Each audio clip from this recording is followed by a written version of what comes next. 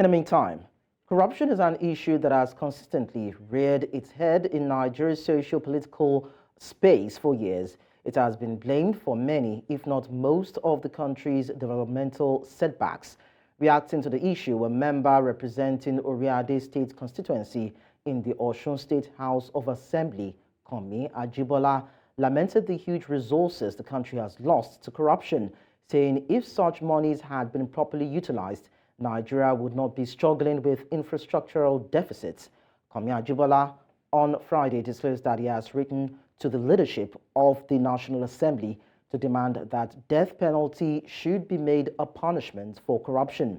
Ajibola further said the anti-corruption laws and acts in their existing forms in Nigeria are not result-oriented, hence the need for the introduction of capital punishment.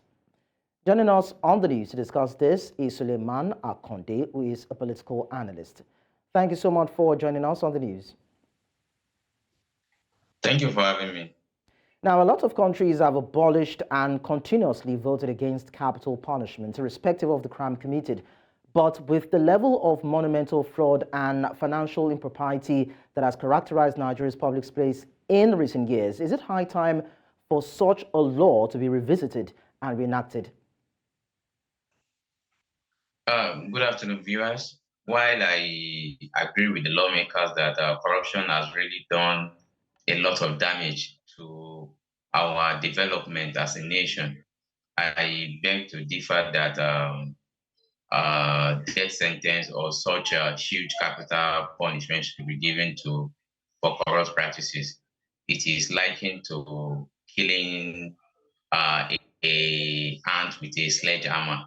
While various law and acts in Nigeria is very explicit and clear on what constitutes act of corruption and the punishment that should be meted on anybody that involved in act of corruption, we should rather work on how to rejig and make this policy more effective, make the necessary apparatus of government to apply the necessary sanctions to corrupt practices. So practically, world over, the death sentence or capital punishment as huge as that has been abolished. So introducing that at this point in time will be a bit of a setback, and such punishment will be anti-democratic and a bit inhumane.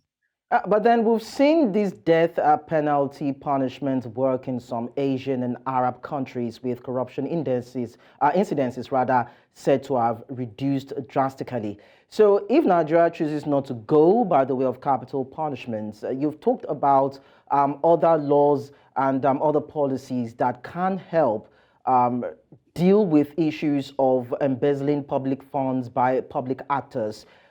When we now have these same actors who are meant to enforce the law and be held by the rule of law violate these laws, what can a country do?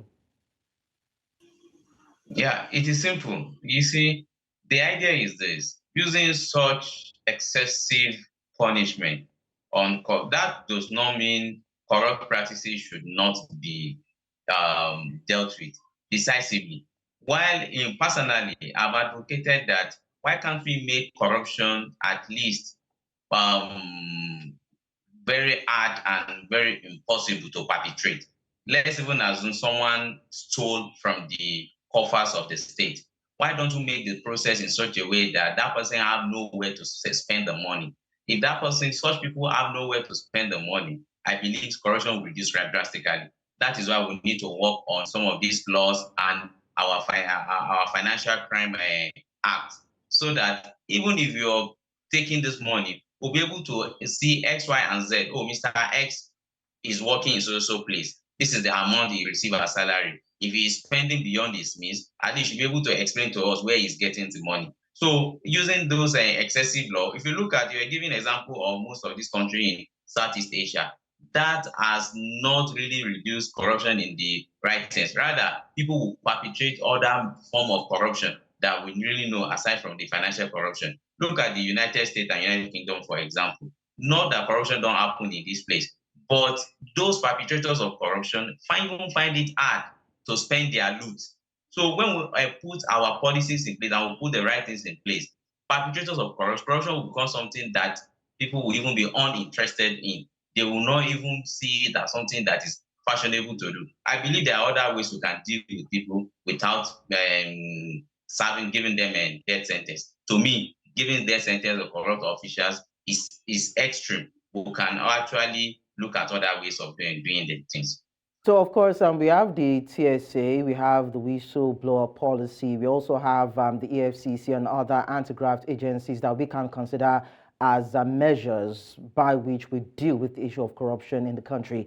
But then we've seen these anti-graft agencies often lament that there are judicial bottlenecks when it comes to prosecuting corrupt cases. So, for these agencies, what are the best ways to address their frustrations as regards investigating cases of corruption, arresting the culprits, taking them to courts, and having them recovering the funds from these said culprits, and having these people face the full wrath of the law? Yeah, one of the things I think we should do is that the enumeration packages of these anti-corruption agencies need to be looked into. That is, you cannot pay those that are supposed to enforce your law. You're paying them peanuts, and at the same time, you expect them to be up and doing, whereby the perpetrators of corruption are even ready to pay them more. It becomes the highest bidder. That is, those you are fighting against are ready to pay those that are enforcing the law. So they will surely give in. Number two is this. I think people have also advocated for this.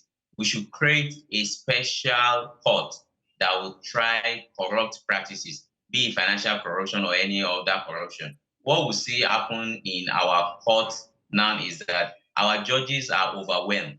And the third thing I would also like us to look at is that the laws against money laundering act and financial crime, among other things, should also be looked into so that punishment and every other thing should be expedite and it should be a total, not a kind of partial. And again, the act of giving bail condition to perpetrators of corruption should also be looked into. It is becoming a joke. So all these are things that we need to look at. So it's also been said that the financial sector, most especially the banks now, also aid these people in moving their illicit funds around. And of course, there's been a lot of talk as regards employing the use of technology to trace, monitor, and trap these funds, but we've not been able to have that in our strides in Nigeria.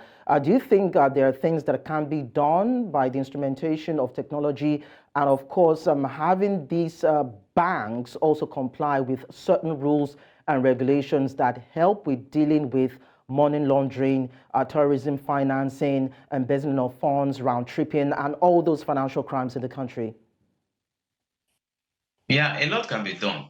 For example, if you look at, you ask yourself, why do we have the BVN, the NIN in the first place? Go to places like America, for example. Your social security number is everything. They just need to trace a lot of things down to you, right from your water bill to everything. So if you have a BVN in place, why won't we be able to trace illicit fund? Why won't we be able to trace financial crime among other things? So all we just need to do is that our institutions need to be up and doing so that crimes that has to do with the banks and other financial institutions that aid these corrupt practices could also be monitored. The number two is this. Don't forget that a lot of our money in circulations cannot even be traced. That is, people prefer spending cash instead of using other means of transaction. So if we can make sure that at least there is what to call financial literacy, that everybody is brought into the into the shield of financial institution, we'll be able to trace what is spent and what is earned by individuals. So by doing this, we'll be able to trace that, okay, this is the amount that is spent or expended by individual or corporate organization. Don't forget, a lot of Nigerians are still on bank or underbanked. So a lot needs to be doing in this space. Most especially, we need to also get our data right. Get the data right, and corruption will be reduced maximally. Suleiman Akonde, thank you so much for sharing your profound insights with us. Thank you for having me.